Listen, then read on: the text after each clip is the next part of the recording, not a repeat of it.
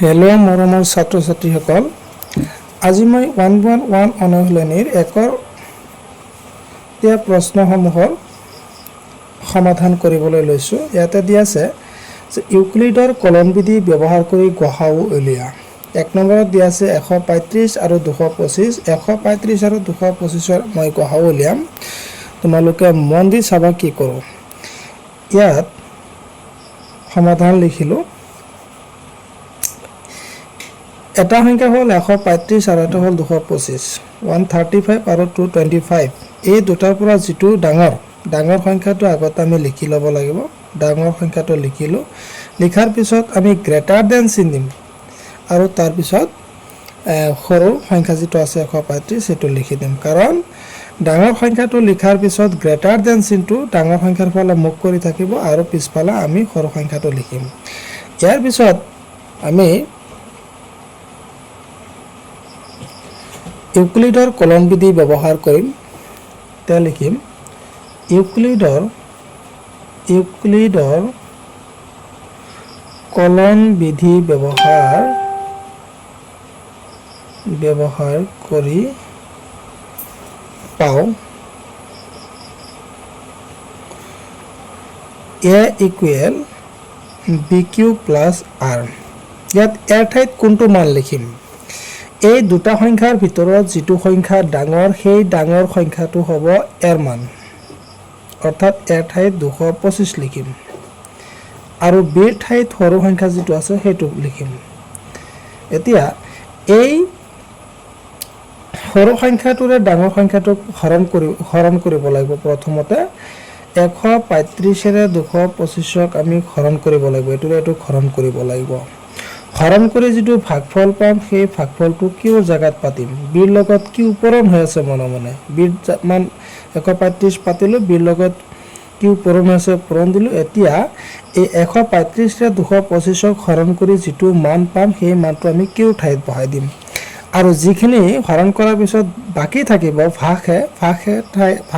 ভাগশেষৰ মানটো আমি আৰৰ ঠাইত বহাম, কাৰণ আৰ মানে হৈছে ভাগশেষ। এতিয়া 135ৰে 225ক হৰণ কৰি ল'ম। 135 225ত হৰণ যাব একবাৰ। এই একেদি 135 হৰণ পূৰণ কৰিলে হ'ব 135। এতিয়া বিয়োগ কৰিম। এইটো 5ৰ পৰা 5 বিয়োগ কৰিলে 0, 2ৰ পৰা 3 বিয়োগ নাযায়। এই 2ৰ পৰা এইফালে 1 ধাৰ কৰিম, 12 হ'ব। 12ৰ পৰা 3 গ'লে 9 থাকিব। ইয়াত থাকিল 1, 1ৰ পৰা 1 গ'লে 0। এতিয়া আমি ইয়াত ভাগফল পালোঁ 1। এই কিউৰ ঠাইত ভাগফলৰ মানটো 1 বহাব লাগিব, প্লাছ আছে দিব লাগিব। তাৰপিছত আৰ মানে হ'ল ভাগশেষ হ'ল 90, এইটো পাতি দিলোঁ। এতিয়া এই হৰণটো বন্ধ হৈছে নে আমি কেনেকৈ গম পাম? আমি জানো যে যেতিয়ালৈকে আৰৰ মান 0 নোলাব তেতিয়ালৈকে হৰণ বন্ধ নহয়, হৰণ কৰি গৈ থাকিব লাগিব। আৰু যেতিয়া আৰৰ মান 0 ওলাব তেতিয়া আমাৰ হৰণ প্ৰক্ৰিয়াটো সম্পূৰ্ণৰূপে বন্ধ হৈ যাব। এতিয়া যিহেতু আমাৰ আৰৰ মানটো 0 হোৱা নাই তেতিয়াহ'লে হৰণটো কৰি গৈ থাকিম। এতিয়া ইয়াৰ ঠাইত এতিয়া কাৰ মান আহিব? আগত যিটো বিৰ ঠাইৰ মান আছিল, বিৰ ঠাইৰ মানটো এতিয়া এৰ ঠাইত আহিব।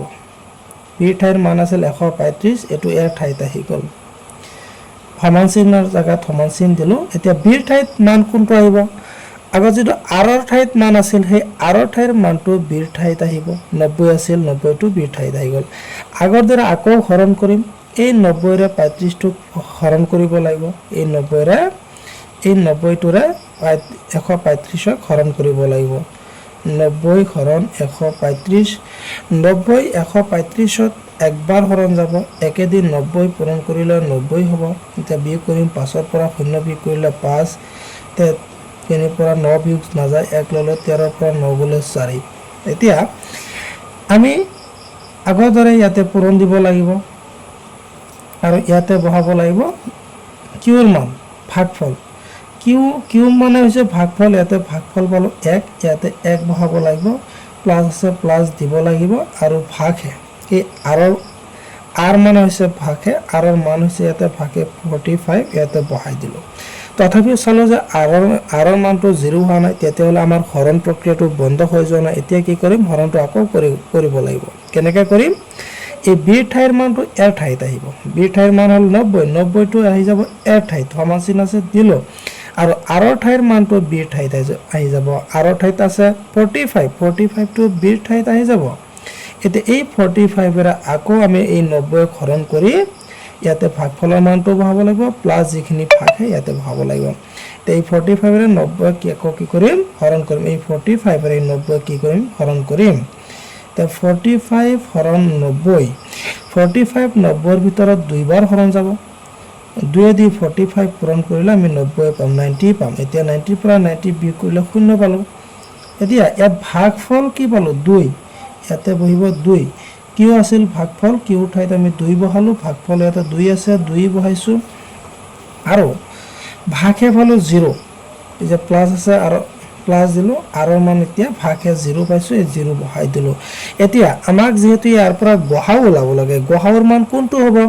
আমাৰ যেটো লাইনত ভাগে বা আৰৰ মান 0 ওলাব সেই লাইন বা শাৰীটো যেটো বিৰ ঠাইৰ মান আছে বিৰ ঠাইৰ মানটো হ'ব নিৰ্ণয় গহাও এই লাইনটোত আৰৰ মান 0 ওলাইছে আৰু এই 0 ওলোৱা লাইনটোত বিৰ ঠাইৰ যেটো মান এটো হৈছে 45 আৰু এটো হ'ব গহাও গতিকে আমি লিখিম এতেকে 135 আৰু 225 গহাও ইকুৱেল 45 আৰু এটো হল আমাৰ নিৰ্ণয় আনসাৰটো গতিকে ছাত্ৰ ছাত্ৰীসকল তোমালোকে যদি বুজি পাইছা ভালদৰে তেতিয়া হলে মোৰ এই চেনেলটো সাবস্ক্ৰাইব কৰি দিবা ধন্যবাদ